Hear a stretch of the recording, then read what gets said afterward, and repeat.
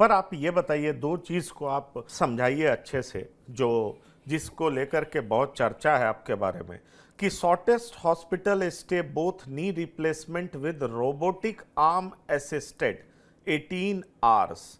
इसका मतलब समझाइए लोगों को, और साथ ही साथ इसका मतलब भी समझाइए कि first robotic arm assisted day care CR TKR अच्छा, क्या मतलब है ये? देखिए मैं बता दूं, जो हमारे मित्र साहब पहले पेशेंट आके मेरे को पूछते थे ऑपरेशन करने के बाद हमें कितना दिन रहना पड़ेगा हमारी हॉस्पिटल में।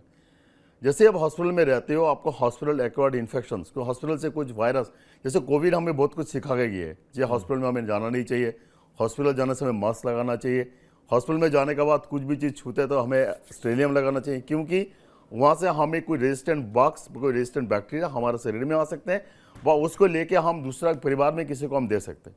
तो आज के दिन में हम क्या चाहते हैं, जे हॉस्पिटल स्टे करो। हमारा जितना पेशेंट ऑपरेशन करने के लिए आते हैं सारे 60 65 70 साल के होते हैं, सबके इम्यूनिटी कम होते हैं, सब डायबिटिक होते हैं, सबको कोई भी बीमारी से लड़ने का क्षमता बहुत कम होता है।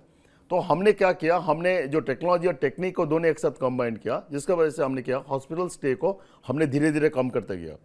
हमने अभी जो ऑपरेशन किया उसमें less than 18 hours after surgeries जो हमने रोबोट से किया है, उसके बाद में पेशेंट को डिस्चार्ज किया। ये वर्ल्ड का रिकॉर्ड है। इतना शॉर्टेस्ट टाइम में आज तक कोई पेशेंट दुनिया में किसी भी कोने में is a history in the joint replacement surgeries. तो उसमें देखा गया वो पेशेंट बहुत अच्छे रिकवर किया, घर पे जाके घर के एनवायरनमेंट में बहुत अच्छे रिकवर थे। इनका जो मेंटल स्टेटस है बहुत अच्छे एनवायरमेंट है। हॉस्पिटल एक्वायर्ड कुछ इश्यूज़ है, ज़्यादातर फीमेल में होता है। खाना हॉस्पिटल खाना इनका हजम नहीं होता है, कॉन्स्टिपेशन का प्रॉब्लम आता है, बहुत सारे को यूरिन इन्फेक्शन हो जाता है, सांस की बीमारी होते हैं। हमने जितना जल्दी पेशेंट को डिस्चार्ज कर रहे हैं, हमने देखा जा रहा है वो सारे पेशेंट घर पे जाने के बाद रिकवरी बहुत अच्छा है। तो एक मिथ से हमें मिथ से बाहर आना पड़ेगा। हम रियली आभारी हो पंकज जी, जो आप ये बात को दर्शक तक पहुंचा रहे हो। मेरे को लगा हर इंसान को हॉस्पिटल आने का पहले सोचना चाहिए और ये बात को ध्यान में रखना चाहिए, कितना कम से कम आज के दिन में हम लोग क्यों रोबोट से कर रहे हैं, क्यों हम टेक्निक्स को ऐड कर रहे हैं। हम इसीलिए ऐड कर रहे हैं कैसे करके हम पेशेंट्स को कंफर्ट जोन में लेके आए, पेशेंट को जल्दी जल्दी पेन फ्री करें। और ऐसा नहीं हम पेशेंट को दर्द के साथ में घर भेज रहे, पेशेंट बिना सहारे के चल के जाते। 70% पेशेंट जो मैं ऑपरेट करता हूँ बिना सहारे के चलते, वो कंफर्ट जोन में लाने के बाद ही हम पेशेंट को डिस्चार्ज कर रहे हैं। तो ऐसा नहीं है हमने ज़बरदस्ती पेशेंट को छुट्टी कर रहे हैं, हम पेशेंट को कंफर्ट जोन करना। हमारा रीविजिट नहीं होता, हम सिंगल विजिट सर्जरीज करते हैं।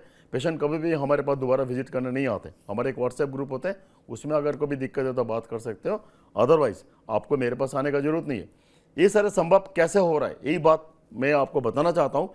इसलिए संभव हो रहा है, इसमें टेक्नोलॉजी, रोबोट और टेक्निक, जिसमें हम खून के द्वारा बंद नहीं करते, मसल्स को नहीं काटते, सीआर लिगामेंट का बचाना सर्जरीज करते, इसके लिए और टाके भी नहीं लगाते। हम बाहर से आपको सुचार व टाके कुछ भी नहीं रहेगा, दूसरे दिन से नहाना धोना सब कुछ कर सकते हो आप।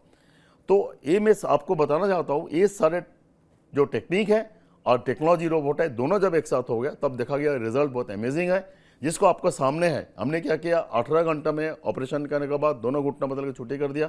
डे केयर में अभी सिंगल नी से ऑपरेट किया, लेकिन हमारे अगर अभी आगे देखते हैं, अभी this is the beginning, because we broke the eye. सबसे ज़्यादा होता है पहला काम करना, एक बार अगर काम कर देते हो उसके बाद में हिम्मत बढ़ते साहब को। हम बहुत आभारी है जिन्होंने हमसे कमलेश जी है, जिन्होंने उम्र ज़्यादा होने के बावजूद भी उन्होंने सिंगल हमने करवाया हमसे, जो मैक्स पंचशील में ऑपरेट किया और पेशेंट बहुत सक्सेसफुल रहे। जो डेकर सर्जरीज करी हमने, और जो भी सर्जरीज हम करते हैं हम उसको लिगामेंट का बचाना सर्जरीज करते हैं, जिसको पेशेंट का नेचुरल फीलिंग आता है, जो हमने पहली बार आपसे मिले। नहीं, जरा सा ये लिगामेंट वाला हमारे दर्शकों को बताइए कि कैसे आप ये अलग करते हैं। आपका जो बिना सीमेंट वाला बोला है, अभी हमने फर्स्ट केस किया है, अभी हमारे देश में उसकी अवेलेबिलिटी होगा तो हम आगे चल के और करेंगे। ये सारे हम ब्रेक द आइस कर रहे हैं, हम शुरुआत कर रहे हैं। दूसरी बात जो बोल रहे हैं आपका सीआर वाला, ये पिछले बार जो आपने मिले थे तब सीआर का जरा फुल फॉर्म बताइए। Cruciate ligament retaining, cruciate retaining बोला जाता है उसको।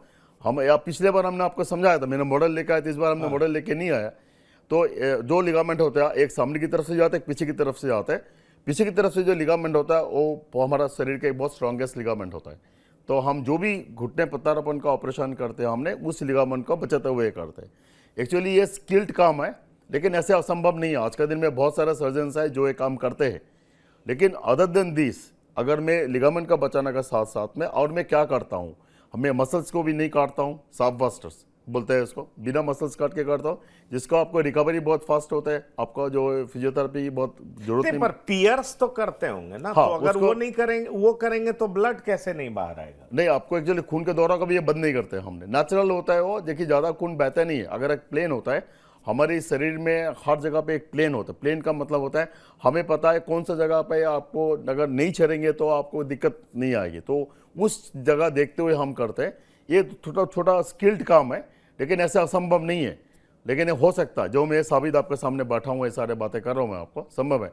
और ये ऐसे संभव है, हम ऐसा नहीं है जो ये चीज़ में कला में अपने बीच में रखता हूँ। हमारे यहाँ पे हमेशा 3 से 4 बंदा सीखने के लिए रहते हैं, जिसको हमने या फेलोशिप बोलते हैं। हमने फेलोशिप हमारे साथ सीखने, बहुत बाहर से भी डॉक्टर बहुत आते हैं हमसे ये चीज़ कला सीखने के लिए। हम सब सिखाना चाहते हैं सबको, लेकिन हाईली स्किल्ड काम है। मतलब ऐसा नहीं होता है हमने देखा देख के जाके आप खुद नहीं कर पाओगे। ये स्टिफ लर्निंग कर्व है, थोड़ा सा आपको समय देना पड़ेगा, लेकिन असंभव नहीं है, कर सकते हो आप। उसमें फ़ायदा क्या है, आप जितना आज का दिन में क्या होता है, आपका पेशेंट को हमें डर होता है, डर जे ऑपरेशन करने के बाद हमें बहुत दर्द होगा, ऑपरेशन करने के बाद 3 महीना हमें बेड पे रहना पड़ेगा, हम चल नहीं पाएंगे, खून बहेगा, टाँके निकालना पड़ेगा, 2 बार 3 बार हॉस्पिटल में जाना पड़ेगा। ये सारे मिथ्स होता है। फिजियोथेरेपिस्ट आएगा, सुबह शाम बहुत दर्द होगा, चिल्लाएंगे हम। तो ये सब चीज़ से हम कैसे छुटकारा मिले, ये हमने पिछले 15 साल से हम यही काम करे आ रहे हैं। हम कैसे करे थे, ये आपका सोच है, काम तो सभी करते। तो अब एक काम को आसान क्या, प्रॉब्लम क्या है, आप उसको एक्सेप्टेंस क्यों नहीं है हमारे देश में, क्यों आप डर रहे, क्यों मैं आपके सामने आके बैठे सारे बातें करना चाहता हूँ, क्यों आप दर्शकों को समझाना चाहते हो, समझा सकते हो अच्छे से। मैं आपसे ये पूछना चाहूंगा, अभी तक इस तरह का ऑपरेशन आपने कितना किया है?